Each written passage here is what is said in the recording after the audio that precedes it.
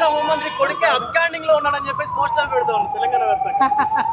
ఎవరు పెడుతున్నారో మనకు తెలుసు కదా, వాళ్ళు ఎవరు పెడుతున్నారో మనకు తెలుసు. వారు నేను కోరేది ఒకటే, ప్రధానమంత్రి గారి దగ్గర నుంచి పాలమూరు కోసం ఏమైనా తీసుకురండి, దానికోసం ఉద్యమం చేయండి తప్పితే ఒక పిల్లగాడు, అది కూడా పాలిటిక్స్లో లేని పిల్లగాడి మీద పడి పర్సనల్ అటాక్ చేయడం అనేది నాకు పర్సనల్గా నచ్చని అంశం. కేంద్ర హోంమంత్రి కొడుకే అబ్స్కాండింగ్ లో ఉన్నాడని చెప్పేసి పోస్టులు పెడుతూ ఉన్నారు తెలంగాణ వ్యాప్తంగా. ఎవరు పెడుతున్నారో మనకు తెలుసు కదా, వాళ్ళు ఎవరు పెడుతున్నారో మనకు తెలుసు. వారు నేను కోరేది ఒకటే, ప్రధానమంత్రి గారి దగ్గర నుంచి పాలమూరు కోసం ఏమైనా తీసుకురండి, దానికోసం ఉద్యమం చేయండి తప్పితే ఒక పిల్లగాడు, అది కూడా పాలిటిక్స్లో లేని పిల్లగాడి మీద పడి పర్సనల్ అటాక్ చేయడం అనేది నాకు పర్సనల్గా నచ్చని అంశం. కేంద్ర హోంమంత్రి కొడుకే అబ్స్కాండింగ్ లో ఉన్నాడని చెప్పేసి పోస్టులు పెడుతూ ఉన్నారు తెలంగాణ వ్యాప్తంగా.